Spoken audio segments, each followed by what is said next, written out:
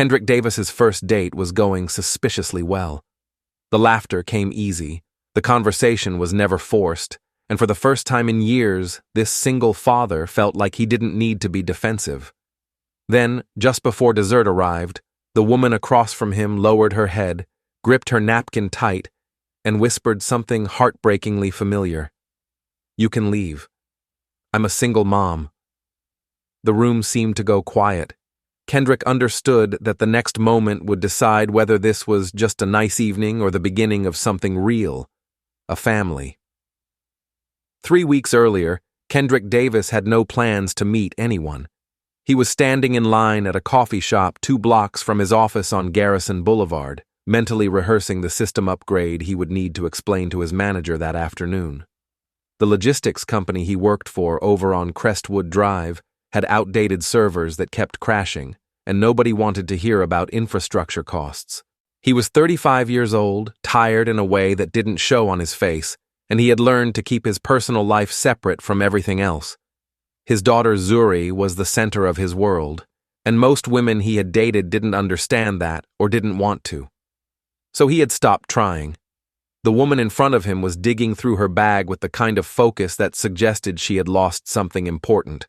Her wallet, probably, or her keys. Kendrick waited, checking his phone, not really paying attention until she turned around with an apologetic smile. She was about his age, maybe a little younger, with dark skin and natural hair pulled back in twists, and a work badge clipped to her shirt that read Elmwood Family Clinic. She looked at him like she was about to ask for help but wasn't sure if she should. "I'm short $3, Shanice Porter said, holding up a handful of coins. "This is embarrassing." Kendrick stepped forward and handed his card to the barista without thinking about it. The transaction took 5 seconds. Shanice looked surprised, then grateful, then slightly uncomfortable in the way people do when they owe a stranger something small. She thanked him twice, said she would pay him back tomorrow, and left with her coffee before he could tell her not to worry about it. He noticed the way she moved through the shop with a kind of purposeful efficiency, like someone who had learned to get things done quickly because there was always something else waiting. He didn't expect to see her again, but she came back the next day. She found him at the same coffee shop during the same lunch hour and handed him $3 in cash, along with an extra $5 for his trouble. Kendrick tried to refuse the extra money, but she insisted with a firmness that made him smile. They talked for a few minutes while waiting for their orders. She asked what he did for work, and he told her IT support. Nothing exciting. She said she worked at the clinic down the street on Hadley Avenue, handling patient intake and insurance paperwork. The conversation was easy in a way that felt accidental, like 2 people who had known each other in another life and were just now remembering. After that, they kept running into each other. Same coffee shop, same time, a few days a week. It wasn't planned, but it also wasn't entirely random. Kendrick started showing up at noon more consistently. Shanice did too. They talked about work, about the weather, about the coffee shop's terrible pastries that somehow kept getting worse. She had a quiet laugh that made her seem younger than she probably was, and her eyes held a warmth that he found himself thinking about on the drive back to the office. He noticed she never mentioned her personal life, and he didn't volunteer his either. It felt safer that way. Like they were building something fragile that couldn't withstand too much weight too soon. Then one afternoon, after nearly 2 weeks of these small exchanges, Kendrick decided to take a risk. They were standing outside the coffee shop on the corner of Garrison and Maple, about to head back to their respective offices, when he asked if she would want to have dinner sometime. Not coffee, an actual dinner. Shanice looked at him for a long moment, and he thought she was going to say no. He braced himself for the polite decline he had gotten used to over the years, but instead she said yes. She said it quietly, like she wasn't entirely sure it was a good idea, but she said it, and something in the way she said it told him that it had been a long time since anyone had asked. They met on a Friday evening at a small restaurant called Rosetta's, a Black-owned Italian spot in the Clarkdale neighborhood that neither of them had been to before. Neutral territory. Kendrick arrived 10 minutes early, and sat at the bar, trying not to check his watch too often. He had told his ex-wife Brianna that he would pick up Zuri late that night, which gave him a few hours. He didn't mention the date. She didn't need to know. Not yet. When Shanice walked in, she looked different than she did at the coffee shop. She had let her hair down, her twists falling past her shoulders, and she was wearing a dress that suggested she had put thought into this. Kendrick stood up, suddenly aware that this was real. This was a date. The hostess led them to a table near the window.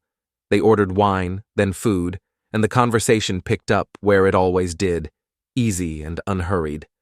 Shanice asked about his work, and he told her about the server crashes and the bureaucracy that made everything harder than it needed to be. She told him about the clinic, about how insurance companies made her job impossible, about the patients who couldn't afford their medications, but kept showing up anyway because they had nowhere else to go. They talked about movies they hadn't seen, books they meant to read, places they had never traveled to. It was the kind of conversation that felt like it could go on forever, the kind where you forgot to check your phone and didn't notice the restaurant filling up around you. Kendrick found himself relaxing in a way he hadn't in years. There was no performance here, no effort to impress or deflect. Shanice wasn't trying to be someone she wasn't, and neither was he. They laughed at the same things. They ordered dessert even though they were both full. The restaurant was warm, the lighting soft, and for the first time since his divorce, Kendrick thought maybe he was ready for this. Maybe this was what he had been waiting for without knowing he was waiting. Then, halfway through dessert, something shifted. Shanice set down her fork and looked at her hands. She wasn't smiling anymore. Kendrick noticed the change immediately, the way her shoulders tensed, the way her fingers tightened around the napkin in her lap, the way her eyes dropped to the table like she was gathering strength for something heavy. She took a breath, and when she looked up at him, her expression was carefully neutral, the kind of neutral that takes effort to maintain. "I need to tell you something," Shanice said. Her voice was steady, but there was something underneath it. Something heavy, something worn smooth by repetition. Kendrick waited. He didn't say anything, didn't try to guess what was coming. He just watched her. And in that moment, he understood that whatever she was about to say would change the direction of the evening, maybe the direction of everything. Shanice looked at him directly, and her next words came out soft but clear. "You can leave. I'm a single mom." The words hung in the air between them like smoke. Kendrick felt the weight of them, the history embedded in that single sentence. She wasn't asking him to leave. She was giving him permission. She was telling him that she would understand if he did, that she was used to it, that this was the point where most people walked away, and she wouldn't blame him if he was one of them. Kendrick didn't move. He didn't reach for his wallet or check his phone or make an excuse about needing to go. He just sat there looking at the woman across from him who had just handed him an out, and he realized something important. This wasn't a test. This was her reality. She wasn't trying to scare him off. She was just tired of pretending, tired of waiting until the third or fourth date for the moment when everything fell apart. She was doing it now, ripping the bandage off, giving him the chance to leave before either of them got in any deeper. The restaurant noise continued around them, glasses clinking, conversations overlapping, the server walking past with a tray of drinks. But at their table, everything had gone still. Kendrick knew that what he did next mattered, not just for tonight, but for whatever might come after. He thought about his own daughter, about how many times he had had to explain to women that he had a kid, about how quickly some of them disappeared after that. He thought about what it meant to be a parent and to try to date at the same time, about the loneliness of wanting connection but being afraid of what it would cost. He knew exactly what Shanice was talking about. Then he leaned forward slightly, his hands flat on the table, and he spoke. "I'm not leaving," Kendrick said. Shanice blinked. She looked at him like she wasn't sure she had heard him correctly. "I'm a single dad," Kendrick continued. "I have a daughter. She's 7, so I get it." The surprise on Shanice's face was immediate and genuine. She opened her mouth to say something, then closed it again. For a moment, she just stared at him, processing what he had just told her. Then, slowly, something softened in her expression. Not relief exactly, more like recognition, like she had just realized they were speaking the same language. Shanice's surprise didn't fade quickly. She sat back in her chair, looking at Kendrick like she was seeing him for the first time. The tension that had been there moments ago didn't disappear entirely, but it shifted into something else, something closer to curiosity. She picked up her water glass, took a slow sip, and set it down carefully. "You didn't mention that," Shanice said. Kendrick shrugged slightly. He wasn't trying to hide it. He just hadn't found the right moment to bring it up. And maybe if he was honest with himself, he had been waiting to see if this would even go anywhere before introducing that complication. "I guess I was waiting for the right time," Kendrick said. "Turns out there isn't one." Shanice nodded slowly, like she understood that better than most people would. She folded her napkin and placed it on the table, her movements deliberate. The dessert sat between them, half eaten and forgotten. "Most guys leave," Shanice said. "When they find out I have 2 kids, they don't say it's because of that. They make up other reasons. They're busy. They're not ready. They just got out of something. But I know. I've seen it enough times to know." Kendrick listened without interrupting. He could hear the exhaustion in her words, the kind that came from repeating the same pattern over and over and expecting a different result. She wasn't angry. She was just tired. Tired of hoping and being disappointed. Tired of pretending it didn't hurt. "I stopped blaming them a long time ago," Shanice continued. "It's a lot. 2 kids, a full-time job, no help. I get it. Most people want something easier." She looked down at her hands, and for a moment, Kendrick thought she might be done talking. But then she looked back up at him, and there was something vulnerable in her expression that made him understand just how much courage it had taken for her to say what she had said. She wasn't giving him permission to leave because she didn't care. She was giving him permission because she did care, and she didn't want to waste either of their time if this wasn't going anywhere. Kendrick thought about what she had just told him. He thought about his own daughter, about the women he had dated who had smiled politely when he mentioned her, and then never called again. He thought about the ones who had tried to stick around but couldn't handle the reality of his life, the missed calls because his daughter was sick, the canceled plans because his ex-wife changed the schedule, the constant balancing act between being a good father and trying to have something for himself. He knew exactly what Shanice was talking about, and he knew she was right. It was a lot. It required patience and flexibility and a willingness to come second sometimes. Most people couldn't do it. But sitting there looking at this woman who had just laid everything out in front of him, Kendrick realized something important. He wasn't looking for easy. He had done easy, and it hadn't worked. What he wanted was real, and real was messy and complicated and required more than just showing up on Friday nights. "I'm not leaving," Kendrick said again, this time more firmly. "Not because I feel sorry for you. I'm staying because this is the most honest conversation I've had in years."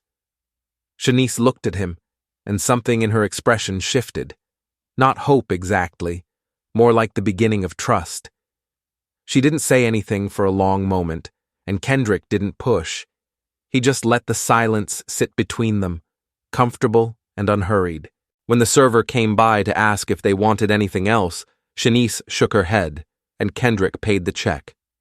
They walked out together into the cool evening air and stood on the sidewalk outside the restaurant. "I have 2 kids," Shanice said, like she needed to make sure he had heard her correctly the first time. "A boy and a girl, 5 and 8. They're everything." Kendrick nodded. He understood what she was really saying. She wasn't just telling him about her kids. She was telling him that they came first, that they always would, and that if he couldn't accept that, there was no point in going any further. "I get it," Kendrick said. "My daughter is 7. She lives with her mom most of the time, but I have her every other weekend and 1 night a week. It's not perfect, but it's what we have. Shanice looked at him for a long moment, then smiled slightly. It was a small smile, tentative and careful, but it was real. They exchanged phone numbers before saying goodnight, and when Kendrick drove home through the quiet streets of Glendale, he felt something he hadn't felt in a long time. Not excitement exactly, more like possibility. They started texting the next day. Small things at first, good morning messages, pictures of bad coffee, complaints about work. The conversation flowed easily, the way it had at the restaurant.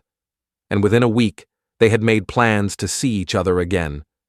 This time, lunch on a Saturday, somewhere casual. No wine, no candlelight, just the two of them and daylight and the truth of who they were. Kendrick liked that she didn't try to hide the hard parts. When he asked about her week, she told him her son had a meltdown at school and she had had to leave work early to pick him up. When he mentioned his daughter's birthday was coming up, she asked questions and seemed genuinely interested. They talked about their kids the way parents do, with equal parts love and exhaustion. And Kendrick found himself feeling more comfortable than he had in any relationship since his divorce. But as the weeks went on, he started to notice something. Shanice kept him at a distance, not emotionally. She was open with him in their conversations, more open than he had expected. But practically. She never invited him over. She never suggested he meet her kids. She never let him see the full reality of her life. It was like she had drawn a line in the sand, and no matter how close they got, she wouldn't let him cross it.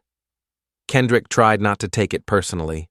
He understood why she was being careful, but it bothered him more than he wanted to admit. He wanted to be part of her life, not just a person she texted when the kids were asleep. He wanted to see her house, meet her children, understand what her days actually looked like. But every time he brought it up, even gently, she changed the subject or made an excuse. One evening, after they had been seeing each other for nearly a month, they met for coffee after work at the same shop on Garrison Boulevard where they had first met. The familiarity of it felt comforting. But something was different. Shanice seemed distracted, like her mind was somewhere else. Kendrick asked if everything was okay, and she nodded, but he didn't believe her. "I'm just tired," Shanice said. "My daughter had a rough night. She's been having nightmares." Kendrick wanted to ask more, but he could tell she didn't want to talk about it.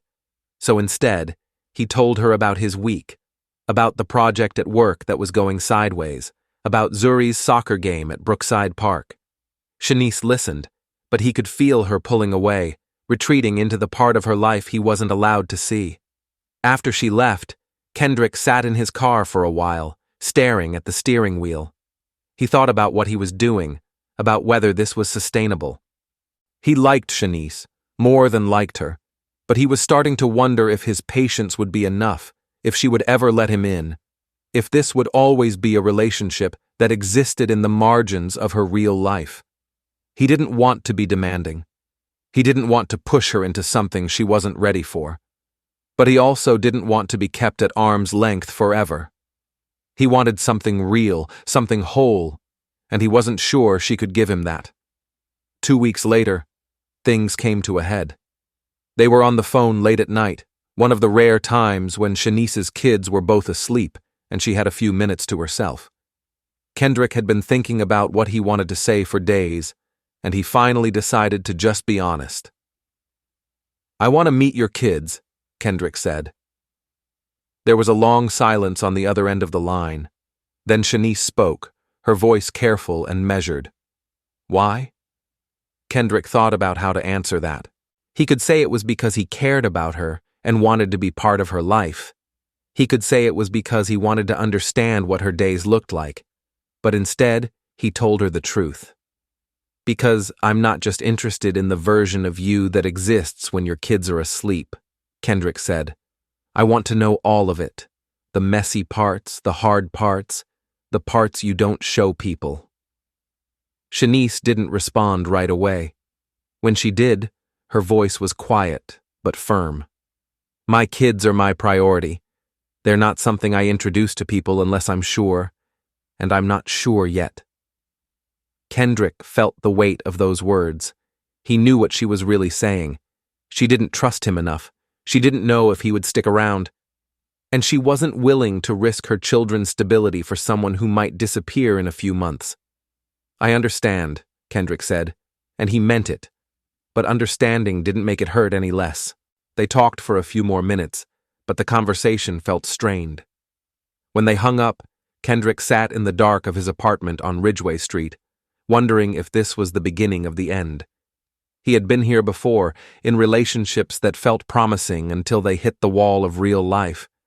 He had walked away from those relationships without much regret. But this time was different. This time, he didn't want to walk away. He wanted to fight for it. He just didn't know how. 3 days later, Shanice called him. It was late afternoon, and Kendrick was at work staring at a screen full of code that wasn't cooperating. When he saw her name on his phone, he stepped outside to take the call. "I've been thinking about what you said," Shanice said, skipping any greeting. "About meeting my kids." Kendrick waited. He didn't say anything, didn't try to influence her decision. He just let her talk. "I'm scared," Shanice admitted. "I'm scared you'll meet them and realize this is too much. I'm scared they'll get attached and you'll leave. I'm scared of a lot of things." Kendrick understood that. He was scared too. Scared of messing this up. Scared of not being enough. Scared of getting hurt. But he also knew that fear wasn't a reason to stop trying.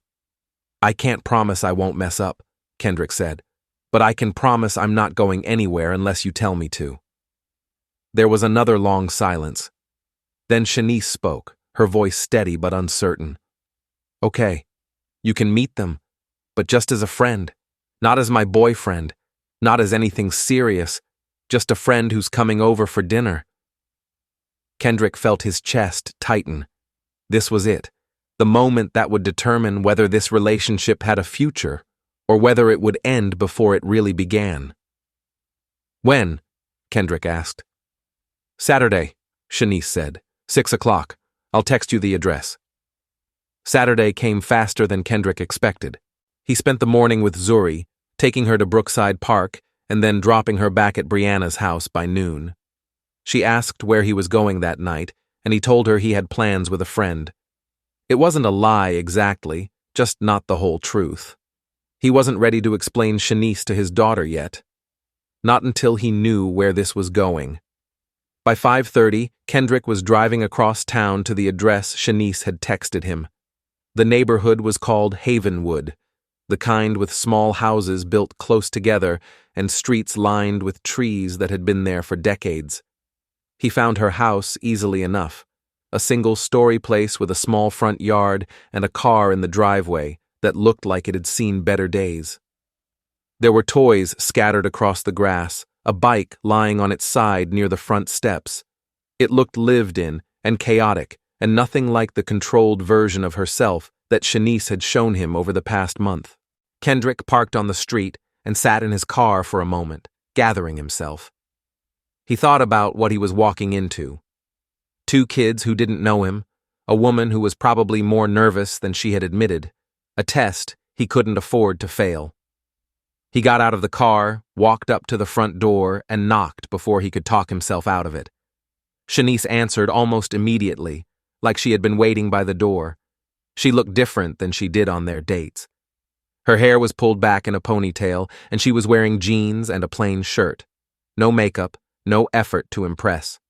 This was who she was at home, and Kendrick appreciated that she wasn't trying to hide it. She smiled, but he could see the tension in her shoulders. "Come in," Shanice said, stepping aside. Kendrick walked into the house, and the first thing he noticed was the noise. A television was on in the living room, too loud. Somewhere in the back of the house, a child was yelling about something. There were dishes in the sink, visible from the entryway. A basket of laundry sat on the couch, half folded. It wasn't dirty or neglected. It was just real. The kind of real that most people tried to clean up before guests arrived. But Shanice hadn't. And Kendrick understood why. This was the test. Could he handle this? A girl appeared in the hallway, 8 years old, with dark brown skin and natural hair in 2 puffs. She looked at Kendrick with open curiosity but didn't come closer. Behind her, a younger boy peeked around the corner, 5 years old and clearly less brave than his sister. Shanice put a hand on the girl's shoulder. "This is my friend Kendrick," Shanice said. "Kendrick, this is Amara, and that's Jalen." Kendrick smiled and gave a small wave. He didn't try to get too close or be overly friendly. He knew kids could sense when adults were trying too hard. Amara waved back, but Jalen disappeared back into the hallway. "He's shy," Shanice explained, though she didn't sound apologetic about it. "He'll warm up." Kendrick followed Shanice into the kitchen, which was small and crowded with the remnants of the day. There were school papers on the counter, a half-finished art project on the table, a stack of mail that hadn't been opened yet. Shanice moved through it all with practiced efficiency, clearing space and starting to pull out ingredients for dinner. She had told him she was making spaghetti, nothing fancy, and Kendrick was glad for that. This wasn't about impressing him. This was about showing him the truth. Amara came into the kitchen and climbed onto one of the chairs, watching Kendrick with the kind of directness that only children have. She asked him what he did for work, and he told her he fixed computers. She asked if he had any kids, and he said yes, a daughter about her age. She seemed satisfied with that, and went back to watching television in the other room. Kendrick offered to help with dinner, and Shanice handed him a cutting board and some vegetables. They worked side by side in the small kitchen, and it felt surprisingly comfortable. Shanice talked while she cooked, telling him about her week, about the fight Amara had with a classmate, about Jalen's doctor appointment, about the bills she needed to pay and the car that was making a weird noise she couldn't afford to fix yet. She wasn't complaining. She was just talking the way people do when they're too tired to filter. Kendrick listened and chopped vegetables and didn't try to offer solutions to problems she hadn't asked him to solve. He understood that she wasn't looking for someone to rescue her. She was looking for someone who could exist in her world without needing her to make it easier for him. Dinner was chaotic in the way that dinners with young children always are. Amara talked non-stop about school. Jalen spilled his juice twice. Shanice got up and down from the table a dozen times, refilling cups and wiping faces and reminding them to eat their vegetables. Kendrick helped where he could, but mostly he just observed. He watched the way Shanice moved through it all with a kind of exhausted grace, never losing her patience, always attentive to what her kids needed, even when she looked like she was running on empty. After dinner, while Shanice got the kids ready for bed, Kendrick cleaned the kitchen. He didn't ask if he should. He just did it. He washed the dishes, wiped down the counters, put away the leftovers. By the time Shanice came back downstairs, the kitchen looked better than it had when he arrived. She stopped in the doorway, looking at the clean space, and something in her expression shifted. "You didn't have to do that," Shanice said. Kendrick shrugged. He was drying his hands on a dish towel, and he set it down carefully. "I know," he said. Shanice walked into the kitchen and leaned against the counter. She looked tired in a way that went deeper than just one long day. She looked like someone who had been carrying too much for too long and wasn't sure how much longer she could keep going. "This is my life," Shanice said quietly. "Every day. It's messy and exhausting, and there's never enough time or money or energy, and I don't expect anyone to sign up for that." Kendrick heard what she wasn't saying. She was giving him another out, another chance to walk away before this got more complicated. But he also heard something else underneath her words, a question, a hope, a small, fragile possibility that maybe this time someone would stay. "I'm not looking for perfect," Kendrick said. "I'm looking for real. And this is real." Shanice looked at him for a long moment, and he could see her trying to decide whether to believe him. He didn't push. He just let her look. Let her see whatever she needed to see. Then, slowly, she nodded. They sat on the couch and talked for another hour, keeping their voices low so they wouldn't wake the kids. Shanice told him things she hadn't told him before, about her ex-husband, who had left when Jalen was a baby and hadn't been heard from since, about the financial stress that never went away no matter how hard she worked, about the loneliness of doing everything alone and the fear that her kids would grow up thinking this was normal. Kendrick listened without judgment. And when she was done, he told her about his own struggles, about his divorce from Brianna, about the guilt he felt every time he had to say goodbye to Zuri, about the fear that he wasn't enough. By the time Kendrick left that night, it was late. Shanice walked him to the door, and they stood there for a moment, neither of them quite ready to say goodbye. Kendrick knew that something had changed between them. Not fixed exactly, but shifted, like a door that had been closed was now open just a crack. The next few weeks settled into a new rhythm. Kendrick came over for dinner once a week, sometimes twice. He helped with homework and learned that Jalen liked dinosaurs and Amara loved to draw. He fixed the leaking faucet in the bathroom and replaced the air filter in Shanice's car. He didn't make a big deal out of any of it. He just did what needed doing, the way you do for people you care about. Shanice stopped keeping him at a distance. She called him when she needed help and let him into the parts of her life she had been protecting. She introduced him as her boyfriend instead of her friend. She stopped waiting for him to leave. Slowly, carefully, she started to trust that he meant what he had said, that he wasn't going anywhere. One night, about 2 months after that first dinner at her house, they were sitting on her couch after the kids had gone to bed. Shanice was leaning against him, her head on his shoulder, and they were watching something on television that neither of them was really paying attention to. It was quiet and comfortable, and ordinary in the best possible way. "I don't know how to thank you," Shanice said suddenly. Kendrick looked down at her. She wasn't looking at him. She was staring at the television screen, but he could tell she wasn't seeing it. "For what?" Kendrick asked. "For staying," Shanice said simply. Kendrick thought about all the times someone could have said those words to him and hadn't. All the relationships that had ended because his life was too complicated, his responsibilities too heavy. He thought about what it meant to be chosen, not despite the hard parts, but because of them. Because the hard parts were what made it real. "You don't have to thank me," Kendrick said. "This is where I want to be." Shanice turned to look at him, and there were tears in her eyes, but she was smiling. Not the careful, guarded smile she had had when they first met. A real smile, open and unprotected. She didn't say anything else. She didn't need to. They both understood what this was.